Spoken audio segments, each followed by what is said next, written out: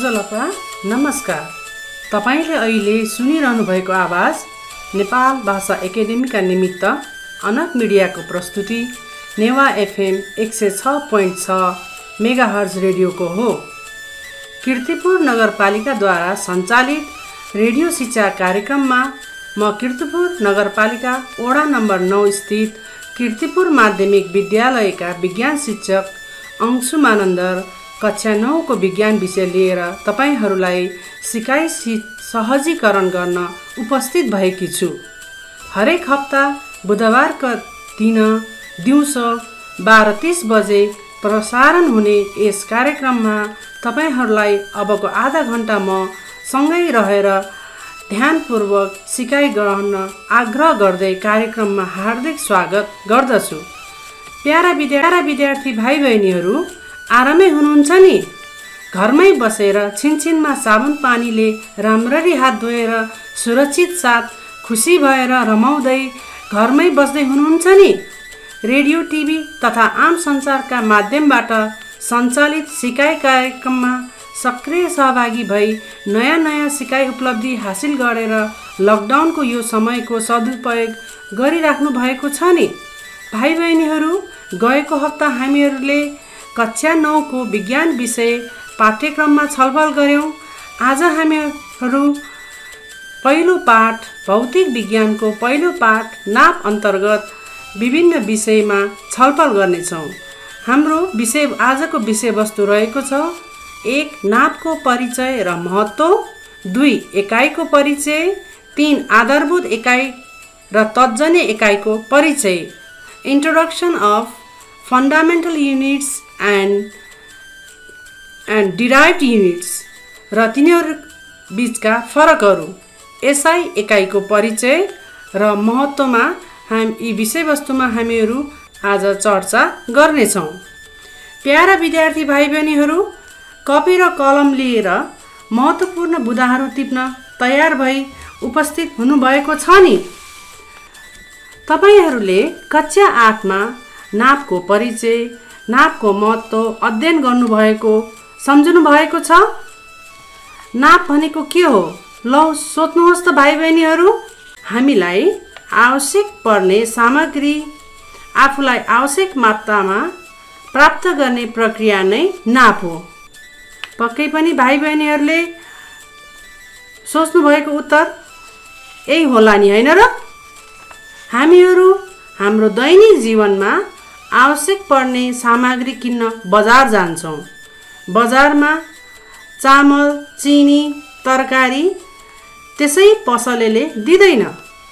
तराजु र धकको प्रयोग गरी जोखेर वा डिजिटल तराजुको प्रयोग गरेर हामीले आफूलाई चाहिएको जति सरसामान किनेर ल्याउँछौँ। यसरी कुनै वस्तुको निश्चित परिमाण पत्ता लगाउने प्रक्रिया नै नाप हो। विद्यार्थी भाइ बहिनीहरूलाई नापको परिचय त अब बुझ्नुभयो नि? विद्यार्थी भाइ बहिनीहरू, अब म तपाईहरूलाई नाप कसरी लिइन्छ भनेर सोध्न चाहन्छु। तपाईहरू सोच्नुहोस् है त। थाहा नभएको परिमाणलाई थाहा भएको परिमाणसँग तुलना गरेर भौतिक परिमाणको नाप लिइन्छ, हैन त?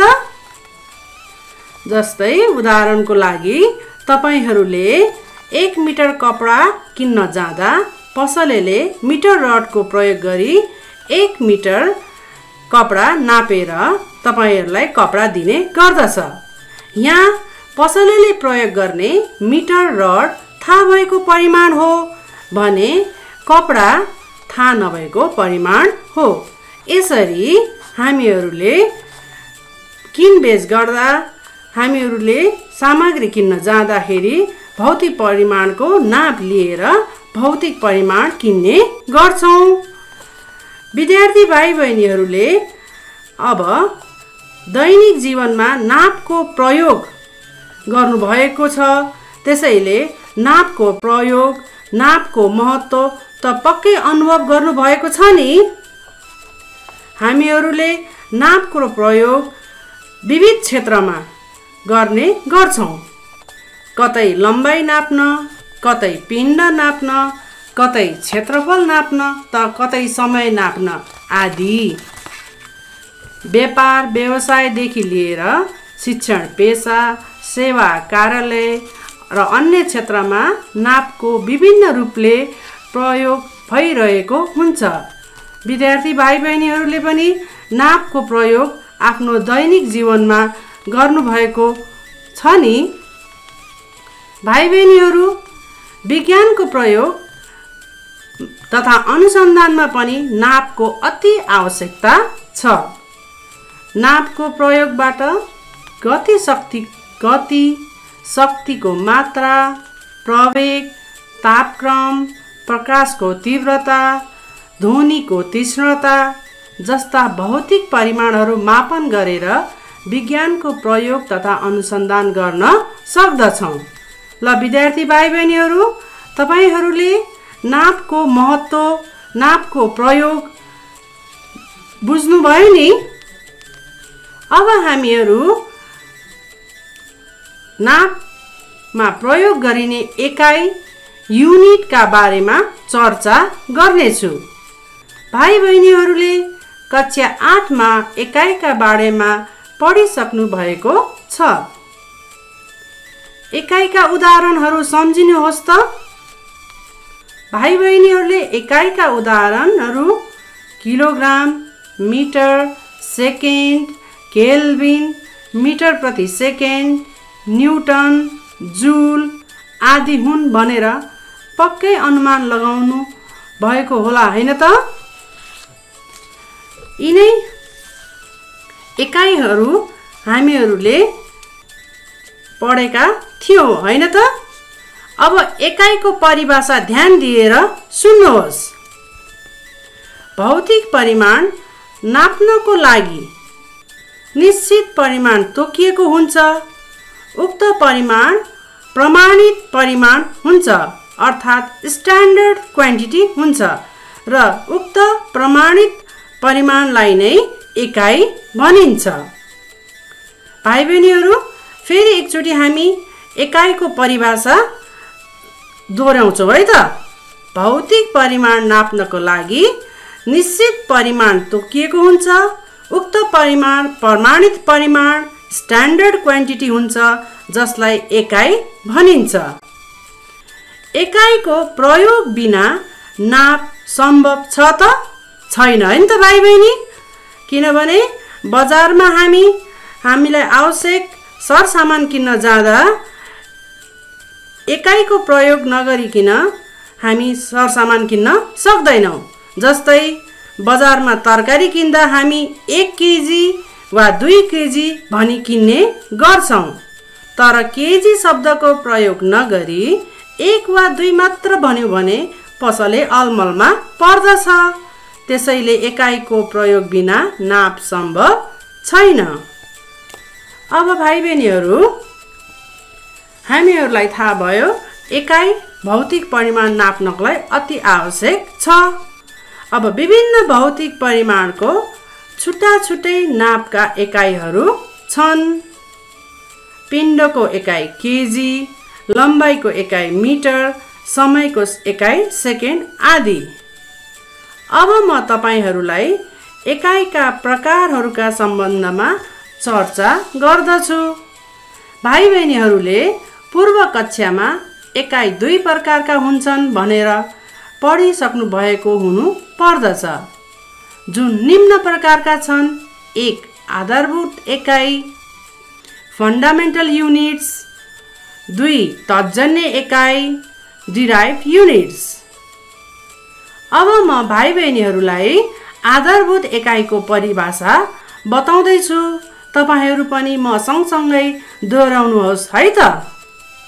भौतिक परिमाण नाप्दा अन्य नापका एकाइमा निर्भर नरहने अर्थात् स्वतन्त्र एकाइलाई आधारभूत एकाइ फन्डामेन्टल युनिट भनिन्छ। बुझ्नुभयो त भाइ बहिनीहरू? आधारभूत एकाइ भनेको कस्तो हुन्छ? भौतिक परिमाण नाप्दा अन्य नापका एकाइमा निर्भर नरहने। आधारभूत एकाइ 7 प्रकारका हुन्छन्।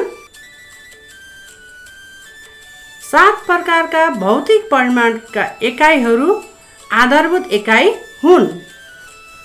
ती 7 प्रकारका भौतिक परिमाणहरू जसका एकाइहरू आधारभूत एकाइ हुन्छन् तिनीहरू हामीहरूले हाम्रो पुस्तकको पेज नम्बर 2 मा हामी तालिकामा पढ्न सक्छौँ।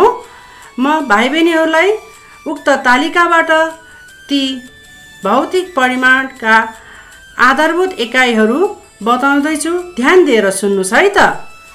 1 मा लम्बाइ जसको आधारभूत एकाइ मिटर हुन्छ र यसलाई स्मल m ले सङ्केत गरिन्छ। 2 मा पिण्ड जसको आधारभूत एकाइ किलोग्राम हुन्छ र यसलाई स्मल लेटर k र g ले सङ्केत गरिन्छ। 3 मा छ हाम्रो भौतिक परिमाण समय, यसको आधारभूत एकाइ सेकेन्ड हुन्छ र यसलाई स्मल लेटर SEC ले सङ्केत गरिन्छ। 4 मा रहेको हाम्रो भौतिक परिमाण तापक्रम छ र यसको आधारभूत एकाइ हो केल्भिन, यसलाई क्यापिटल K ले सङ्केत गरिन्छ। 5 मा छ हाम्रो भौतिक परिमाण प्रकाशको तीव्रता ल्युमिनियस इन्टेन्सिटी, यसको एकाइ आधारभूत एकाइ क्यान्डेला हो र यसलाई हामी स्मल c र स्मल d ले जनाउँछौँ। 6 मा रहेको छ हाम्रो धारा विद्युत, यसको आधारभूत एकाइ एम्पियर हो र यसलाई क्यापिटल A ले जनाइन्छ किनभने यो एम्पियर वैज्ञानिकको नामबाट एम्पियर रहेको हो त्यसैले। त्यसपछि 7 मा रहेको छ हाम्रो पदार्थको परिमाण अमाउन्ट अफ सब्स्टेन्स र यसलाई हामी मोल, यसको एकाइ मोल हो र यसलाई हामी सङ्केतमा MOL भन्छौँ। भाइ बहिनीहरूले आधारभूत हाम्रो विश्रामको समय व्यावसायिक विश्रामको समय भएको छ, तसर्थ भाइ बहिनीहरू विश्रामपछि पुनः भेट गर्छौँ।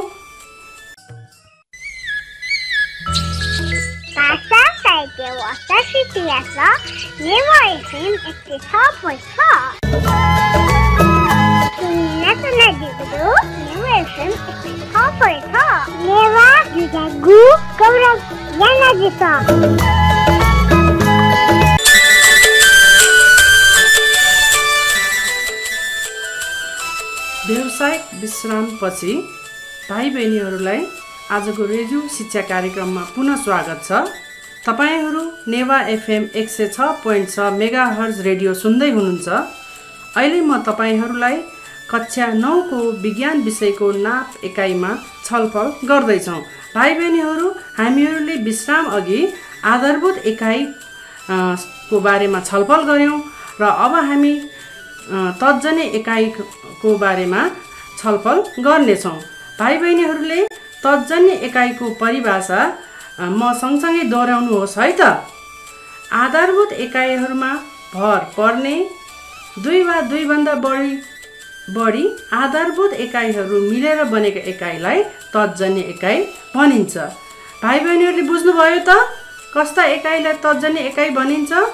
आधारभूत एकाइहरूमा भर पर्ने, अर्थात् 2 वा 2 भन्दा बढी आधारभूत एकाइहरू मिलेर बनेको एकाइलाई तर्जनी एकाइ भनिन्छ र आधारभूत एकाइहरूबाट तर्जनी एकाइहरू बन्ने भएकाले तर्जनी एकाइहरू धेरै सङ्ख्यामा बनेका छन्। जबकि हामीहरूले आधारभूत एकाइहरू 7 प्रकारका छन् भनेर अघि हामीहरूले पढिसकेका छौँ। तर्जनी एकाइहरू आधारभूत एकाइको तुलनामा धेरै छन्। तर्जनी एकाइका उदाहरणहरू भाइ बहिनीहरूलाई थाहा छ नि? ल सुन्नुहोस् है त भाइ बहिनीहरू। तर्जनी एकाइका उदाहरणहरू हामी भौतिक परिमाण क्षेत्रफल नाप्दा वर्ग मिटर एकाइ जुन प्रयोग गर्छौँ त्यो तर्जनी एकाइ हो। त्यो मिटर इन्टु मिटर, दुईवटा आधारभूत एकाइ मिटर आधारभूत एकाइ मिलेर बनेको हुन्छ, त्यो तर्जनी एकाइ हो। त्यस्तै गरेर घनत्व, हाम्रो भौतिक परिमाण घनत्वको एकाइ किलोग्राम प्रति घन मिटर हो र यो पनि तर्जनी एकाइ हो किनभने यसमा किलोग्राम र घन मिटर जस्ता आधारभूत एकाइहरू मिलेर बनेको हुन्छ। हाम्रो भौतिक परिमाण गति यो पनि यसको पनि एकाइ तर्जनी एकाइ हुन्छ। मिटर यसको एकाइ मिटर प्रति सेकेन्ड हो र यसमा पनि आधारभूत एकाइहरू मिलेर बनेको हुन्छ। भाइ बहिनीहरूले आधारभूत एकाइ र तर्जनी एकाइको परिभाषा उदाहरणहरू पक्कै पनि बुझ्नुभयो होला हैन त भाइ बहिनीहरू। अब भाइ बहिनीहरूले आधारभूत र तर्जनी एकाइ बीचको भिन्नता पनि बताउन सक्नुहुन्छ होला नि। अघि हामीहरूले आधारभूत र तर्जनी एकाइको परिभाषा र उदाहरणहरू जुन अध्ययन गर्यौं त्यसको आधारमा तपाईहरूले भिन्नताहरू एकचोटि सम्झने प्रयास गर्नुहोस् त। अब म ती भिन्नताहरू बताउँदै छु, ल ध्यान दिएर सुन्नुहोस् है त। आधारभूत एकाइ एक स्वतन्त्र एकाइ हो जुन अरू एकाइमा भर पर्दैन, तर तर्जनी एकाइ आधारभूत एकाइमा भर पर्दछ। भाइ बहिनीहरू तपाईहरूले सोच्नु भएको मिल्यो त? दोस्रो भिन्नता रहेको छ। आधारभूत एकाइ अहिलेसम्म 7 वटा मात्र छन्, तर तर्जनी एकाइ भने धेरै सङ्ख्यामा छन्। तेस्रो भिन्नता रहेको छ। आधारभूत एकाइका उदाहरण किलोग्राम, मिटर, सेकेन्ड आदि हुन् भन्ने तर्जनी एकाइका उदाहरण न्युटन, जुल, पास्कल आदि हुन्। ल त भाइ बहिनीहरू तपाईहरूले अगाडि पढेको आधारभूत एकाइ र तर्जनी एकाइको परिभाषा र उदाहरणबाट भिन्नताहरू बताउन अब सक्नुहुन्छ नि। यसपछि हामी एसआई प्रणाली, एसआई सिस्टमको परिचय र महत्त्व सम्बन्धी छलफल गर्छौं है त। वस्तुहरूको सही परिमाण थाहा पाउन हामी नाप लिने गर्दछौं। पहिलेका मानिसले विभिन्न तरिकाले नाप्ने चलन व्यवहारमा ल्याएका थिए। भाइ बहिनीहरूलाई पहिलेका मानिसले कसरी नाप्थे भनेर ज्ञान छ कि छैन? पूर्व ज्ञान। उनीहरूले दूरी, लम्बाई, आफ्नो हात, बित्ता, अङ्गुल आदि प्रयोग गरेर नाप्ने गर्थ्यो र यसरी हात, बित्ता, अङ्गुल प्रयोग गर्दा सबै मानिसका यी अङ्गहरूको नाप एउटै हुँदैन, मानिस पछि फरक हुन्छ।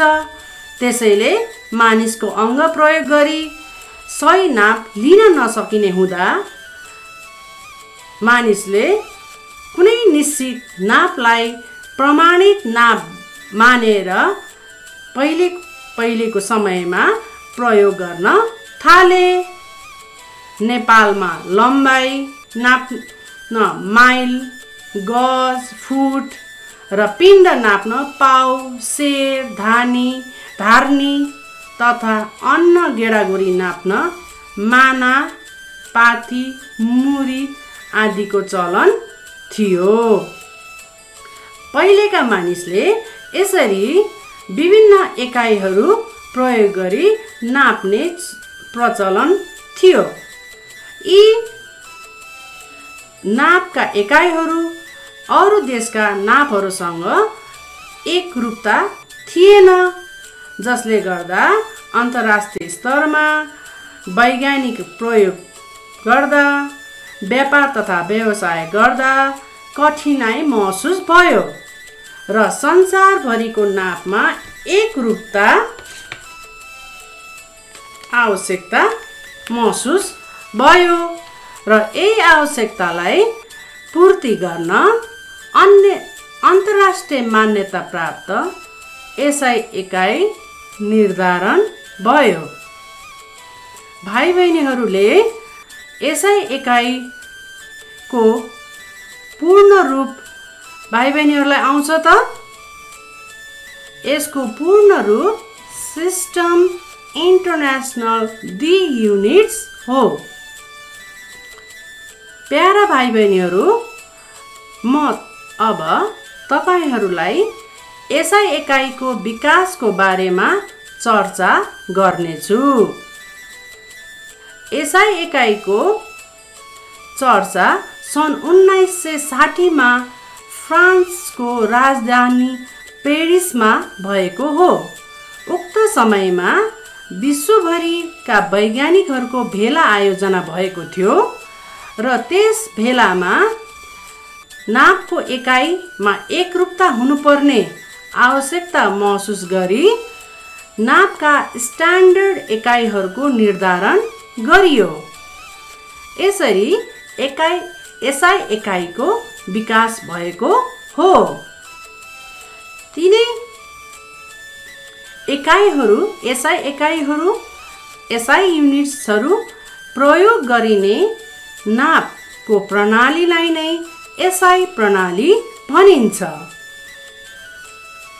सबै आधारभूत तथा तत्जन्य एकाइहरू एसआई एकाइ हुन् है त भाइ बहिनीहरू। एसआई एकाइको प्रयोगले अन्तर्राष्ट्रिय स्तरमा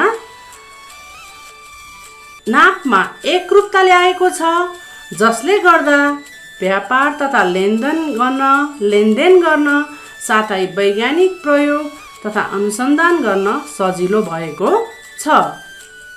उदाहरणको लागि तपाईहरूलाई थाहा नै छ नि, नेपालमा सुन तोलामा नापिन्छ, तर विश्वका अन्य मुलुकहरूमा ग्राम वा किलोग्राम एकाइमा नापिन्छ। यदि हामीले तोलामा सुन जोखेर अमेरिका पठायौँ भने त्यहाँ उक्त सुनको पिण्ड ग्राम वा किलोग्राममा जोखेर मात्र सुनको पिण्ड थाहा हुन्छ। त्यसैको आधारमा किनबेच हुन्छ। भाइ बहिनीहरूले आज यी विविध विषयहरू, नाप सम्बन्धी विविध विषयवस्तुहरू अध्ययन गर्नुभयो। पक्कै पनि तपाईहरूलाई सिकाइ प्रभावकारी रह्यो होला हैन त? अब जाँदै भाइ बहिनीहरू, हामीहरू रेडियो शिक्षा कार्यक्रमको अन्तिम समयमा आइपुगेका छौँ। जाँदै विद्यार्थी भाइ बहिनीहरूलाई म घरमा सुरक्षित साथ रहेर विज्ञान सम्बन्धी परियोजना कार्य गर्न म भाइ बहिनीहरूलाई गृह कार्य दिन्छु। त्यस अन्तर्गत हाम्रो परियोजना कार्य यस प्रकारको छ, टिपोट गर्नुहोस् है त। तपाईको सहर वा गाउँमा विगतदेखि हालसम्म विभिन्न भौतिक परिमाण मापनका निम्ति प्रयोग भएका छन्। त्यसमा प्रयोग भएका एकाइहरूको खोजी गरी त्यसलाई तालिकामा प्रस्तुत गर्नुहोस् र साथै विगतमा प्रयोग गरिएका एकाइ र अहिले प्रयोगमा भएका एकाइमध्ये कुन चाहिँ बढी विश्वसनीय होला कारण समेत लेख्नुहोस्। र साथसाथै भाइ बहिनीहरूले आफ्नो पाठ एकाइ 1 नाप यस पाठको अभ्यासबाट प्रश्नहरू पनि हल गर्नुहोला। प्राविधिक मित्रले आजको समय समाप्त भएको सङ्केत दिनुभएको छ, तसर्थ प्राविधिक मित्रलाई सहयोगको लागि धन्यवाद दिँदै म आजको रेडियो शिक्षा कार्यक्रम भाइ बहिनीहरूलाई यही सकिएको जानकारी गराउँछौँ र पुनः बुधबार यही समय 12:30 बजे पुनः भेट्ने बाचा गर्दै बिदा हुन चाहन्छु। भाइ बहिनीहरूको समय शुभ रहोस्। धन्यवाद, नमस्कार।